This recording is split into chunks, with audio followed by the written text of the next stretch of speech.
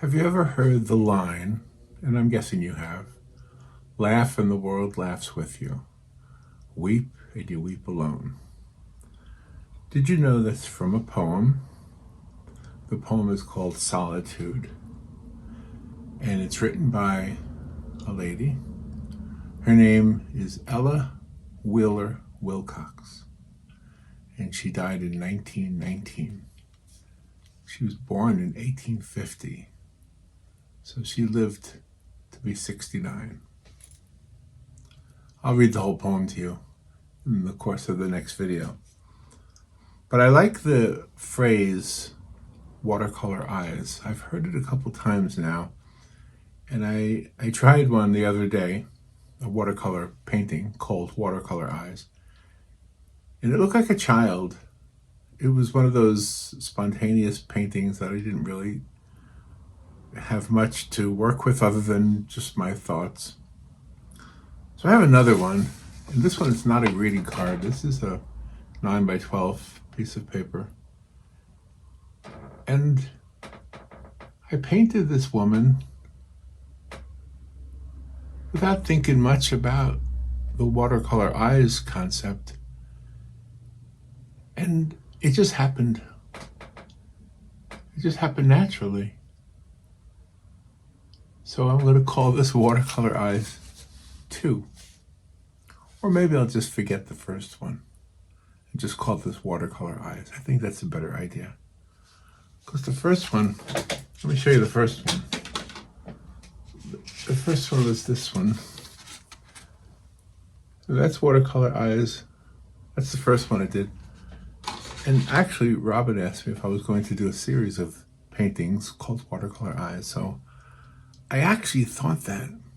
I thought I should do a series of them because it's kind of like haphazard. It just kind of, if the water flows the way you want it to with watercolor. So anyway, I did record myself painting this picture. And let me get right up to the camera. There she is. Watercolor Eyes. All right, let me show you how I did that. Let's show you that right now, and I'll narrate it. Okay, well, thank you once again for watching. First of all, if you're new to the channel, thank you. If you could subscribe, then that would be awesome. And I'm Poppa, and I paint. My real name is Larry, and I go by the name Poppa because I have a grandson. He's 5 years old, and he's such a joy to be around. And he calls me Poppa. It's the greatest feeling in the world. And so Poppa paints. So I do a lot of painting. If you look at my other videos on this channel, you'll see that I do a lot of greeting card paintings. And the reason, probably, if I'm going to analyze my own self, is because I like to have something to give people.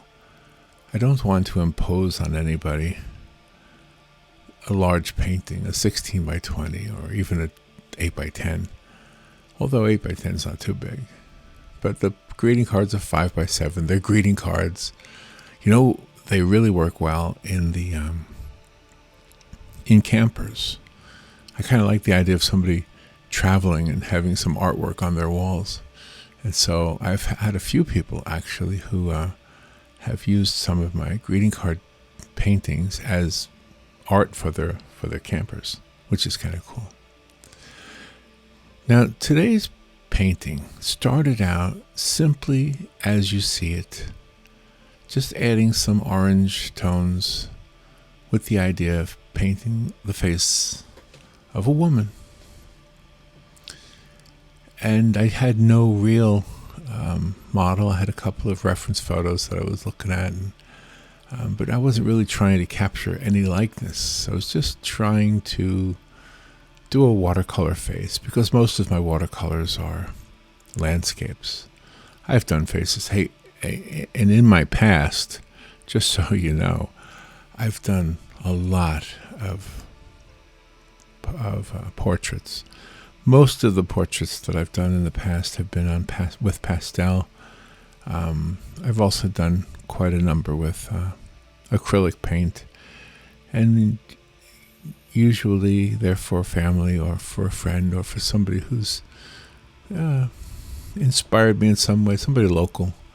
I guess I've done a few of famous people, but dropping names is just not my style, I guess. Yeah, who am I kidding? I could brag about some of them, but I don't know that that's a good idea. Anyway, as you can see right here, I added some orange first, and I let the water thin out the orange so that it wasn't a bright orange. It was more of a light orange, and that was good enough for the skin tone for what I wanted to do. And then I just kind of brushed in some purple to kind of mark on the page where I wanted her eyes, nose, and mouth to be. It's really all I've done so far. And the paint, by the way, that I'm using is called pan watercolor. Some people call it dry watercolor. And it's so wonderful. I love using this paint. The brand, the maker of this particular type, the one I'm using, is Winsor and Newton. That's the name of the company that makes the paint. And I have a tendency to use some colors and not the other colors. And orange and red are some of the colors I don't use so much. I use a lot of blue. I use a lot of green because I use the paints mostly for landscapes. So using oranges and purples and reds in this painting, it was just a way to use some of the colors that I don't normally use. What fascinates me about this particular painting is how it turned out.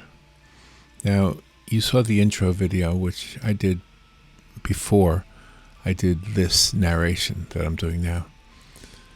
And so I know how it turns out also.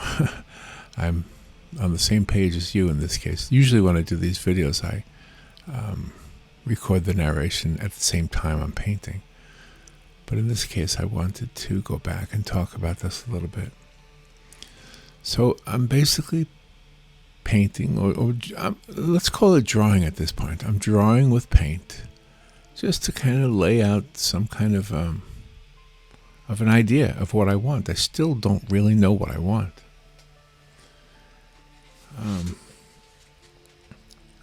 As I start to go deeper, you'll see when we get to those parts, all of a sudden this woman starts emerging from the page, and she has a notably sad look to her. I will tell you the truth, it was not my intent to make her looking sad, but she looks sad. So there's an expression I've heard in a couple of songs, watercolor eyes. I don't know if that's something new or not. I hadn't heard it before. But as I mentioned in the intro, I used that phrase once before, and the end result was a child. And that was unintentional also, just like this is unintentional. But in this case, it turns out to be an adult woman, and she looks sad. So I went online to look for a poem or maybe the lyric to a song. And I found this poem by Ella Wheeler Wilcox. As I mentioned in the intro, she died in 1919. So she's been gone 105 years already. Isn't that interesting? She only grew to be 69 years old, which probably isn't that bad for those years. She was born in 1850. And she wrote a lot of poetry. I'm going to read you a little bit of what I found regarding her biography. But she wrote one poem called Solitude that I want to share with you because I think it goes with this painting. And you know, as I already mentioned, the first couple of lines. Laugh and the world laughs with you. Weep, and you weep alone. For the sad old earth must borrow its mirth, but has trouble enough of its own. Sing, and the hills will answer. Sigh, it is lost on the air. The echoes bound to a joyful sound, but shrink from voicing care. Rejoice, and men will seek you. Grieve, and they turn and go. They want full measure of all your pleasure, but they do not need your woe. Be glad, and your friends are many. Be sad, and you lose them all. There are none to decline your nectared wine, but alone you must drink life's gall. Feast, and your halls are crowded. Fast, and the world goes by.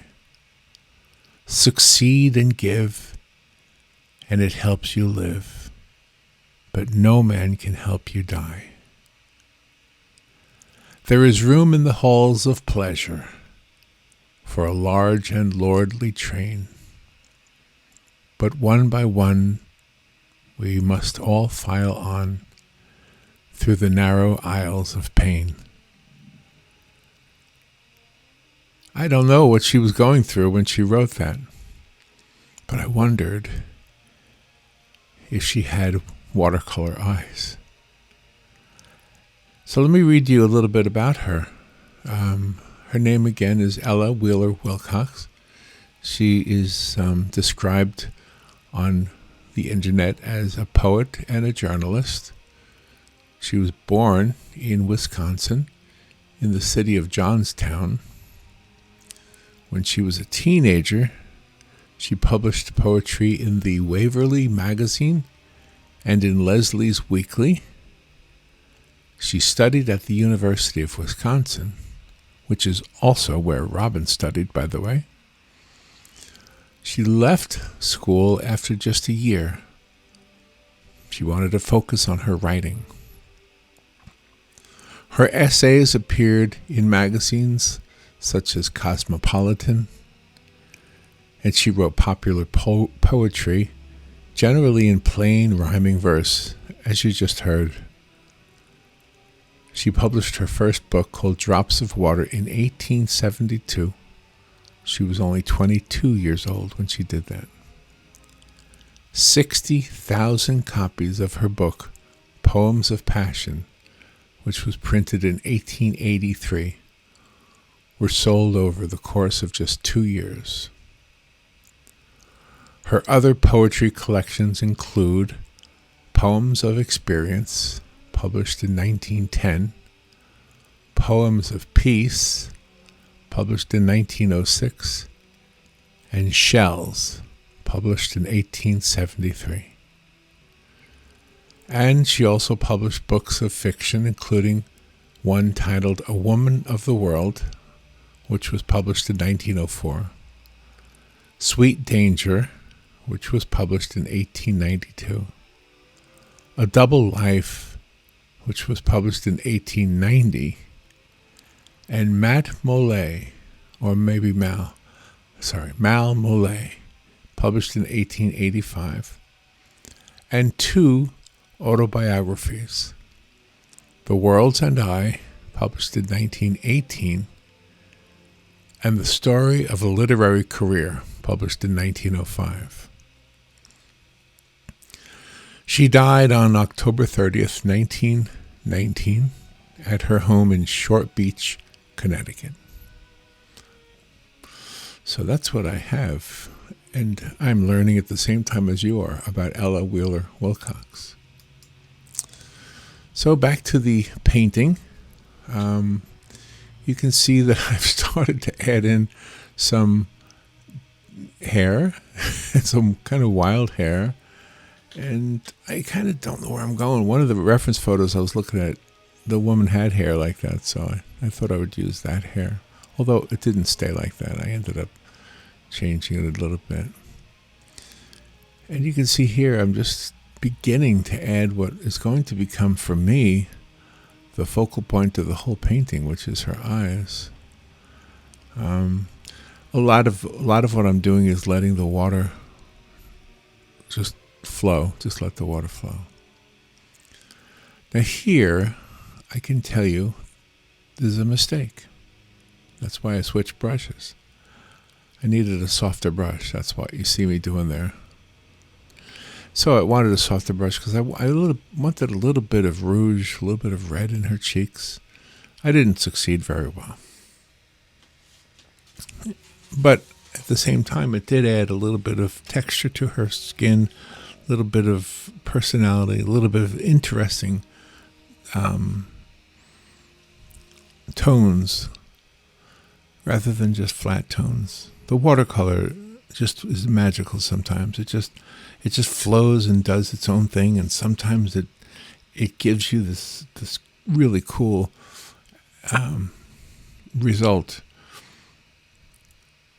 I was not trying to make a perfect photographic picture. I was just trying to do a painting with watercolor of a face, and I kind of like the way watercolor looks in portraits that are not intended to be like the picture perfect portrait, if you know what I mean.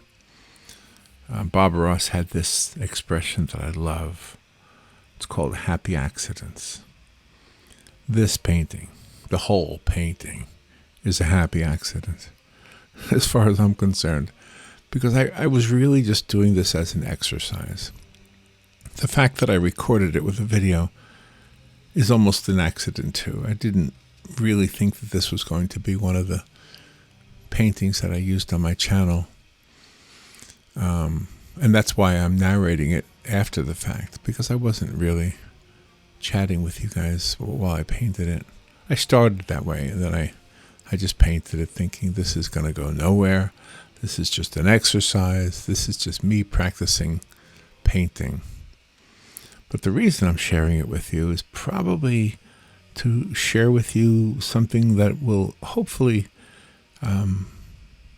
encourage you in your art journey to just try to think outside the box, or just let things happen.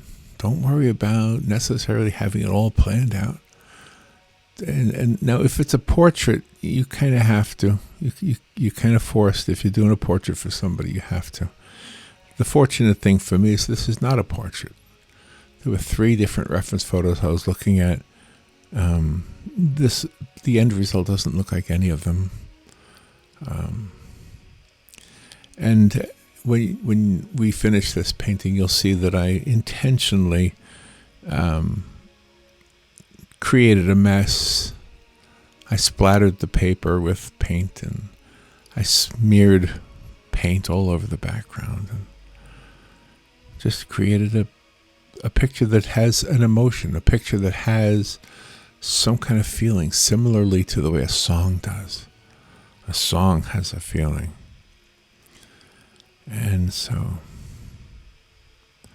I love the term watercolor eyes, so it all works with it. Lips are an interesting thing.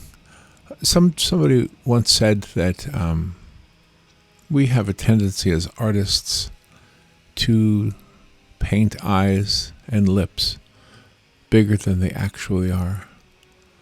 Because living with eyes and lips, we look into eyes. We are so good at recognizing people. We're so good at faces. I don't mean at drawing them. I mean at recognizing them. You might run into a classmate from when you were in elementary school, and now you're 60 years old. And maybe at first you don't recognize the person, but when that person tells you who they are, and you say, we went to school together in the 60s, and all of a sudden you both see the person you knew way back then, because we are really good at recognizing faces. So that's why it's so important to capture a likeness when you are doing a portrait, which is not the case in this case. And in this case, what I really wanted to capture was an emotion. Not in the beginning, but when I got to the point where I'm at this point, I knew that this was somebody I wanted to have looking to the viewer as if to say, it's not been a good day. I'm not having the best day. And that's okay, because we all have days like that. The one thing I think I'll disagree with the poem we just read by Ella Wheeler Wilcox. She wrote,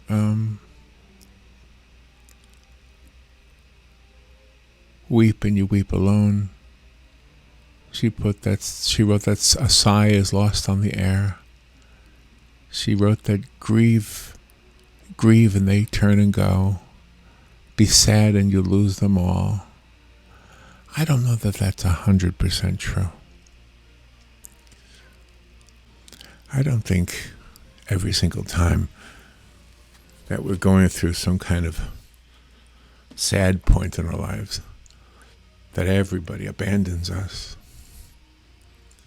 Maybe it feels that way. Maybe sometimes we even want it that way. Oh, I know I've been through those times too, where times when, you lost your job, or I went through a divorce too, by the way. So I remember those days, and I didn't really want anybody to comfort me. So it wasn't like I was feeling sorry for myself. I just didn't want anybody to be around. Maybe because we like to be happy. We like to show happiness. Maybe it's not necessarily the other person's fault. Maybe sometimes it's our fault. Maybe we're the ones who chase people away. I do think that songwriters and poets and writers in general have a way of expressing things to us that help us see ourselves better. Well, let's talk about the painting a little bit. At this point, I'm adding a lot of orange to her hair.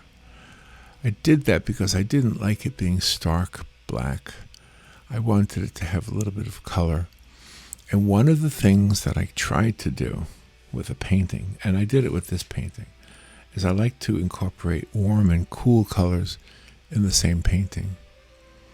And so there's plenty of cool colors on her denim jacket. And so I wanted some warm colors radiating from her hair, radiating from the background, and I wanted something to kind of pull it all together. So that's why I did that. Now this is the point where I start to mess it up.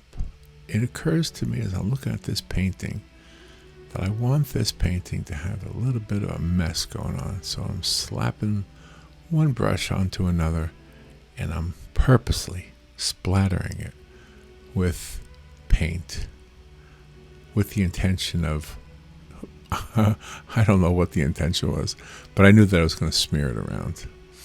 And so I didn't smear only the orange. I smeared whatever colors I could grab that just kind of looked good. And like with watercolors, always with watercolors, they go down looking one way and they dry looking another way. And so that's what happened here. So she's starting to come to life. The painting is starting to come to life. This is starting to happen for me, and I had no idea where I was going to go with it. And I didn't know what to call it, to be honest with you. I didn't think of it as Watercolor Eyes completely. I just thought, well, just some painting. And I still didn't think of it as a video that I was going to share on my channel. But I must have had some kind of intuitive feeling about that. Otherwise, why would I have recorded it? Yeah, maybe it was just one of those things. It's a Friday. Robin has gone shopping with her mom. And, it's the middle of the day, and I pretty much got everything done I needed to do. Maybe that's all it was. It was just me looking for something to do. and it's kind of hot outside. And it was raining earlier too, so I got all kinds of excuses why I shouldn't go outside and work in the yard. I do have to go out there and do a few things. We have a bird bath out back, and I love watching the birds in the bird bath. And we have 2 hummingbird feeders, and I love sitting on the porch and just kind of waiting for them. And you know, when they show up, they have the tiniest little peep, the tiniest little chirp.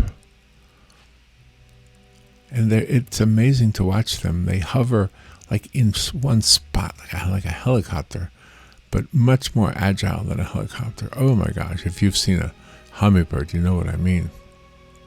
They fly like the way Superman is animated. That's what I always think. Superman in the TV show, maybe not the TV show, maybe the cartoons. They always had him just hovering in one spot, and then just flying away, just like a hummingbird. And then the other thing about hummingbirds is they look sweet, they look cute, but they're not necessarily so nice to each other. Oh no, they are not nice to each other. One will be eating, and another one will chase it away. And the other thing, and I hate this part, but the ants love the hummingbird food. The ants will climb up the stick that holds the hummingbird food, and the ants will get into the hummingbird feeder. And that's all it takes for the hummingbird to say, never mind, I'm not drinking from this thing because there's ants in there. And then I have to change the water and do what I can do. I did try putting a Vaseline on the pole that holds the hummingbird feeders up, and it stopped them for a little while, but it's kind of a pain to have to put that on there. We had bird feeders, regular bird feeders, not hummingbird feeders, but with seed, and it would attract blue jays and woodpeckers and all kinds of birds would come. But also the squirrels would come. And at first I loved it because I thought they were really cute. I loved watching the squirrels. They're cute. They sit with their 2 little hands and they eat. But they were such pigs. I mean, they were so selfish. They wouldn't share with the birds. They would eat it all. So I thought, well, maybe I'll put some Vaseline on the pole to stop them. But instead of it discouraging them, all they did was try to climb, and they would slide down, which I'll tell you the truth, that was a funny thing to see. Watching a squirrel trying to get up a pole, only to come onto the spot that has Vaseline and then sliding down. That was funny stuff. But they always figured out a way to get to it. They are amazing. It's incredible how smart animals are and how stupid people are. Is that okay to say that? But anyway, so yeah, I've got stuff I got to do in the backyard. We had a big tree that was cut down in the front yard. It was really probably a good thing we took it down because it was hovering right over the house. And we live in Florida, so this is hurricane place, So whenever you have strong winds and you have a big old tree, that's an accident waiting to happen. So it was cut down. In fact, it was cut down completely. Another tree on the side of the house was cut down completely, and 2 large trees near the property were trimmed down a lot. The limbs that were possibly going to be a problem, they were cut down too. So then we were left with a big empty space in the front yard. And so we planted a crepe myrtle. Have you ever seen a crepe myrtle? We have them all over this city. I don't know if Ocala is famous for crepe myrtles or not, but they're everywhere. And when they blossom, when they bloom, they're so pretty.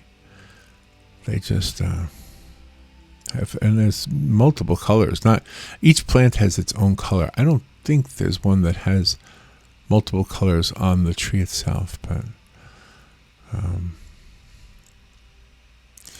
They're real pretty. So I'm waiting for this one. This one was just planted last week, so it's not ready to blossom yet. And in the backyard, I have an apple tree. Now listen to the story of the apple tree. I was eating an apple on the air, not as part of the radio show, but I was sitting at the mixing board, and during the break or whatever, I would eat an apple. And one of the seeds in the apple had a little bit of a root coming out of it. So remember in kindergarten when the teacher would have you put seeds into a glass with wet paper towels, and then you could see the seed grow, usually a bean or something like that. So I did that with the apple seed.